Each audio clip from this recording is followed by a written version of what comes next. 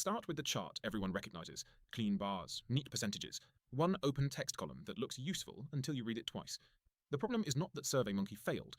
The problem is that a survey is a multiple-choice test you wrote about your own product and then left unsupervised.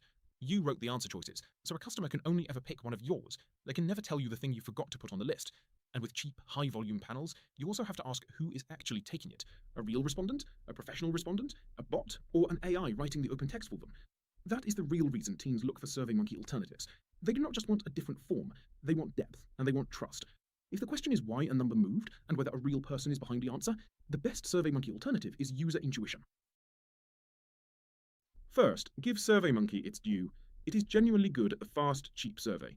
Quick polls, court evaluations, event feedback, NPS tracked quarter over quarter. If you know the question, know the answer options, and need a lightweight way to collect the number, SurveyMonkey is still a sensible tool. Keep it for that job. This is not a takedown of surveys. It is a boundary line. SurveyMonkey is built to collect structured answers at scale. It is not built to discover the answer you forgot to offer, or to interview the person behind the checkbox. That is why shopping for a cheaper survey usually disappoints. You can swap the form builder, you can change the template, you can make the page cleaner. But if the method is still a list of choices you wrote in advance, the same limit stays in place. Take a cancellation survey. The customer selects too expensive. Now you have a tidy reason code. You can count it, you can make a slide, you can say price is the leading churn driver. But the checkbox did not explain anything. It only told you which label the customer could tolerate from the menu you gave them. Too expensive might mean the budget was cut. It might mean a competitor undercut you. It might mean the product never became important enough to defend. A survey cannot tell the difference, unless you already knew to ask. User intuition changes the method. Instead of handing people a list, it runs a real AI-moderated interview by voice or video. When someone says, too expensive, the moderator does not stop. It asks what they compared it with. It asks what value they expected. It asks what happened inside the company when renewal came up. It follows the answer 5 to 7 levels deep, the way a strong researcher would.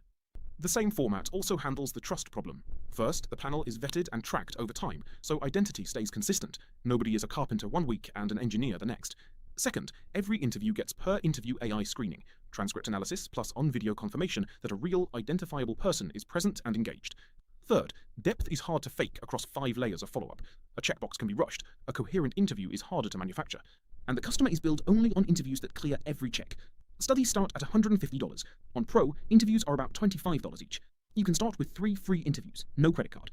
Results come back in about a day from a 4 million person vetted panel across 50 languages. Now run the same cancellation through an interview. The first answer is still too expensive. The follow-up is simple. Too expensive compared with what? Compared with what I could prove it was worth. What did you need to prove? That it was helping the team enough to keep paying for it. What happened at renewal? Finance asked what changed because we had the tool and I did not have a clean answer. What did you have? A few dashboards, some anecdotes, nothing I could point at and say, this saved us money or made us faster. So the price was not the whole problem. The real issue was internal proof. The buyer could not defend the value when someone asked. That is a different fix from discounting. It changes onboarding, reporting, success metrics, and renewal prep. And no cancellation form would have offered a checkbox for, I believed in the product, but I could not prove the value internally. User intuition is not the only SurveyMonkey alternative. The others have clear jobs. Typeform is for design forward forms. Qualtrics is for enterprise research infrastructure. Google Forms is for free simplicity. Formbricks is for open source data ownership.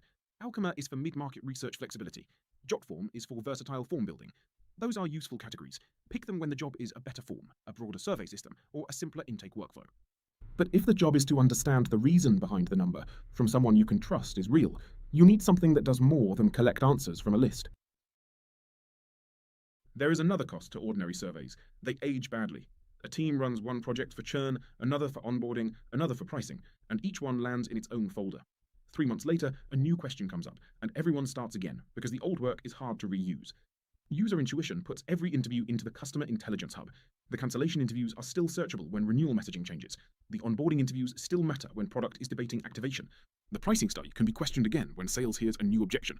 The point is not just to finish one study faster, it is to make each study available to the next decision. Here is the clean test. Keep SurveyMonkey for the number. Take one result your team is still arguing about. A churn reason, an NPS dip, a satisfaction score, an open text theme that doesn't quite add up. Run 3 interviews on user intuition, free, no credit card. Then ask whether the interviews revealed something your answer choices could not have contained, and whether you trust the person who said it. If the answer is yes, you did not need a cheaper survey. You needed an active layer for the why. Run your first free interviews at userintuition.ai.